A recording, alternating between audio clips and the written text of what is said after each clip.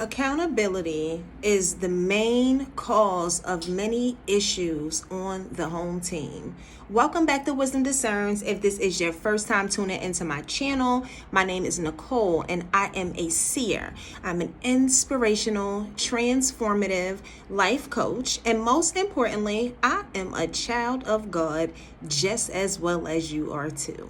When accountability isn't quite present in a situation, what happens is it births gang stalking, gaslighting, fear modules, and ultimately mind coercion. Once the mind coercion set in, it begins to deteriorate your natural ability to think, which in all actuality is robbery of and rape of the mind, body, and soul. So when you think about robbery of the mind and of the body and the soul, it brings you to the space and time where many are operating without understanding that at some point they quite abandoned their soul. It starts with us wearing many different masks, right? And these masks, they separate you from your authentic self. They're moving organically from operating within the space of free will. The process of the soul abandonment, many of us are oblivious to the reality that this abandonment process, it began subconsciously. What happens is that as we wear these masks, we show up with masks. We have our social mask. We have our political mask. We have our family mask. We have our mask that we wear with our friends. We have the mask that we wear with ourselves. And these are the lies that we tell ourselves. Societal's norms are often consumed and binded by the false narratives we are fed repetitiously, the propaganda that is present to shift your ability to focus. Its purpose is to distract you, to divert your attention from the corruption of the mind. See, I want you to understand that anytime you are being filled in constant diversions and different mechanisms are placed in front of you to deter you from your own ability to think, that's propaganda.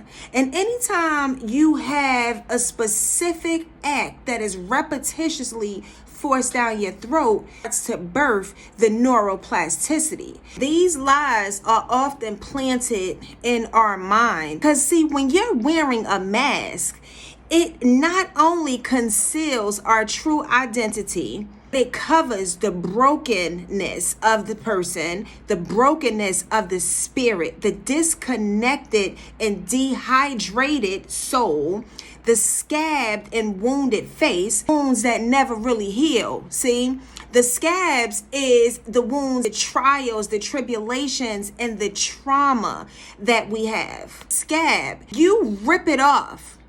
It shows you that the wound, it never really had a full chance to heal.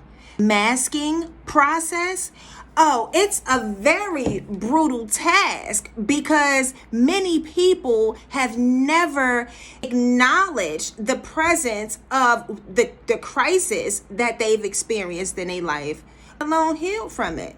It becomes easier to make up excuses and cover up the wounds from the past. The discard process is so difficult because we as a nation have become accustomed to hiding behind various forms of plastic, which are wearing these different masks. The lack of accountability that many people have, ranging from the White House all the way to the crack house. See, the political rat race, because that's really what it is. It's one politician who is gaslighting the constituents to deter them from voting for another politician. It'll bring your focus to the circus of politics, which is often a stage of confusion, lies, and makeup, covering up decades of trauma, televised for us to watch it If our mind is hardwired and blinded, how do we even know what we are consuming? See, what it teaches us is to operate within the form of political correctness, whatever that means. When I tell you that I hear this word political correctness, but there's no solid definition that's next to that. Unmask it. What it tells you to do is to reject yourself or to be silenced, because that's one of the main ones. It's the silence. We will silence you. People they experience gang stalking. They don't receive callbacks from jobs that they're applying to. They may become blacklisted from working within a certain specific arena. Decades of trauma is simply the eye of the storm. And the eye of the storm is going to be addiction, science, and math. Society tells us that it's a numbers game, that numbers don't lie. But numbers do lie, because it's that same lie that will cause you to reject yourself, because the majority are doing one specific thing. But let me tell you something. No one great ever did anything in life by doing the same thing that everyone else did. What happens is it's that lone wolf that stepped off and wasn't afraid to walk away from the crowd that somehow gets snatched up and trapped up and caught up in Satan's kingdom, which is the majority. See, it's the one that they admire and the one that they watch, that all they're going to do is still set those same traps to reel you in to operate within their kingdom. Now, when you go to the science portal of the eye of the storm, that's when we're dealing with the psychology, we're dealing with the neuroplasticity, we're dealing with the mental, the emotional, we're dealing with the physical makeup of the human anatomy, and how each particle that attaches to our human vessel, it has the ability to either make you stronger or to break you down, beginning with the seeds of the weeds that is planted in our mind. Now, they say that everything tends to come in threes, right? So the third part of the eye of the storm, it takes you to addiction. And addiction is those repetitious behaviors, repetition, and the abuse and the rape of the mind, the expression and definition of what addiction is. It's anything that is done repetitiously. It is gluttony.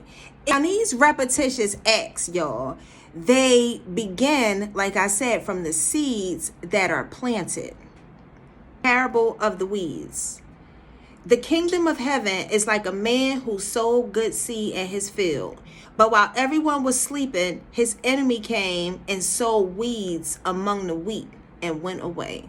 See, that's what Satan's kingdom does. They plant those seeds in your mind. Everything is a numbers game, and you do the same thing that everyone else is doing, adhering to these repetitious acts and behaviors that society has become accustomed to operating within.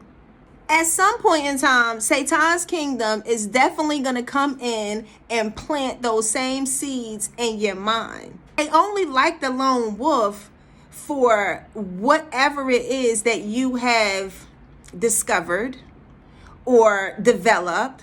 Even then, once your initiation process begins to take place, now your thought pattern will become programmed to operate and think just like they do. See, this is why I'm trying to tell you that sometimes it's best to just be alone. It's best to separate yourself and to disconnect yourself from the crowd, because the crowd is the noise. It's the constant, the whispering in your ear, and it's the gossiping, and it's the slander, and it's the rumors, and it's the, the little birdie came and told me this last night, and I heard this. All of it is simply a diversion to distract your mind from being fabulous and from creating and bringing and birthing into existence the contents of your heart. It's a diversion to deter you away from the covers up the propaganda of society, because that's what propaganda is. Propaganda is simply a series of cover-ups designed to deteriorate the minds of the constituents. They begin to force paranoia. If I say something, I might get rejected or I may be canceled. If I think outside of the box, but remember, the world orbits, it goes in a circle. So we are encouraged to think outside of the box. But it all depends on who your ventriloquist is. See, remember, we are absolutely being programmed and controlled by the individual, the entity, the organization, or the division, the family member, the significant other, or the friend whom have become the dominating factor in our mind via cloning of our actions, our thoughts, and our behaviors. See, in order to fully come in and manipulate the mind to control it, which they have, it's the principles and the principalities that's rulers, the ruling principles and the principalities. In order for them to step in and do that, they're going to have to mirror and clone your thought pattern, your sleep pattern, your the way that you operate at eye of the storm. They want to mirror how you think, your emotional, your mental, your psychological thoughts. When they successfully clone that process, they know your likes, your dislikes. They will begin to slowly feed that to you, okay? And that's where the manipulation process takes place, and you will begin to become controlled by these outside principalities, completely oblivious to the fact that your ass done got cloned within these same norms that you once rejected. A lot of these masks that we wear that create the calcification of the face, because the face is the outside. It's our outer appearance. And I'm telling you, society have mastered the ability to cover and to clean up the outside of their vessel and the outside of everything. When I tell you that people will show up in their cuff links and their double-breasted suit, but on the inside, they are full of calcification, gluttony, greed, anger. But on the outside, it's look at me. Do you see me? Oh, wow. Do you see me? Look at me. But no one wants you to look at what's going on the inside of them. And they don't realize that loving their self simply constructed upon Stockholm syndrome. This form of self-rejection is abuse. It's not only giving and receiving abuse, but you're also giving yourself abuse. Psychology of narcissists, sociopaths, psychopaths, they are abusive, but they're also self-abusive. They have this self-destruction about them. I'm telling you, it goes unnoticed. They show up, they be squeaky clean on the outside. But when you start pulling off the layers of those masks, it will bring you to the realization that they are a fraud, that they are showing up in an identity who is not even theirs. Many of them are timid. Many of them are scared. Many of them that portray to be so victorious, they're conquerors, and I'm so big and powerful. Most times it's a lost, neglected, abandoned little boy or little girl on the inside of them that they have rejected and abandoned so long ago. They are afraid to remove the mask. And when you pay attention to Stockholm Syndrome, see, Stockholm Syndrome is developed through various stages of abuse. The distribution of small amounts of love expressed by the predator and executed as a false win. Because that's what life becomes. Life becomes a constant stage of false wins, a form of hope in an unjust situation. Because anytime you have to reject oneself, oh, now that's hopeless. It may appear to be full of hope and full of opportunity, but in fact, you're operating on a stage that is not only unjust, it is blind. You're walking blind, but you're not walking by faith, because God said walk by faith and not by sight, because it is me who carries you through. But when you're wearing these false masks, you can't be too calcified, because at that point you will close off the connection to the Most High God to step into your life. We are also blinded to the reality that we are puppets desperately climbing a social ladder of self-rejection. Self-rejection is your fuel source. That means that you're completely headed for destruction. How clean and squeaky clean your car, your house, on the outside you may show up. Demasking someone or even demasking yourself is a scary process, because when you think about how scary that process is, a lot of times your friends, your family, the ones that, you know, the rooms that you once entered or was fully welcomed in, they will begin to think that you are psychotic. They will think that you are deranged. They will call you crazy. Some will even try to get you placed into an institution. Somehow you will become isolated to deteriorate your credibility. It simply just illuminates insanity. And that's skating on thin ice to prove sanity while trying desperately to not go crazy. But see, there's a difference. Insanity, which is in between crazy, insane, will get you to a genius level. But when you have those numbers, see, it's numbers, people moving numbers, powers in numbers. Actually, its weakness is in numbers, because the more people who are around you, that's the more noise that you will hear. Your voice will eventually become drowned out. And a lot of people won't have the courage to speak up against the crowd, because you will become outcasted. You will become rejected. You will become a problem that many people want to solve, because they'll look at you as, how dare you decide that you want to think for yourself? How dare you have your own opinion? And some people may lose their jobs. But I'm going to tell you, bullying, it can activate or calcify your portal to the paradigm of the universe, your level of consciousness.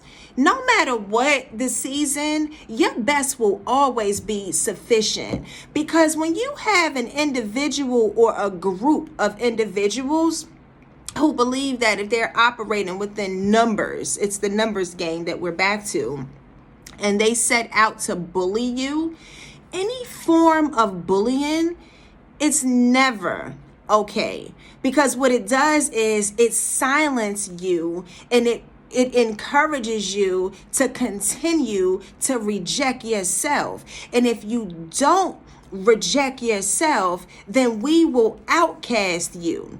But if you focus on the under the iceberg, because you know we have the iceberg theory, under the iceberg, it takes us to the informal and the passive social control. For some people, it starts when you're a teenager. See, bullying is a facade. It's a diversion from the true issue, that there's a wounded individual who is pulling the strings it brings us back to accountability. And there's no area, there's no gray spot that's going to separate us from the realization of the destruction of mankind, one person at a time, via the cloning, the control, the repetitious acts and processes that are fueling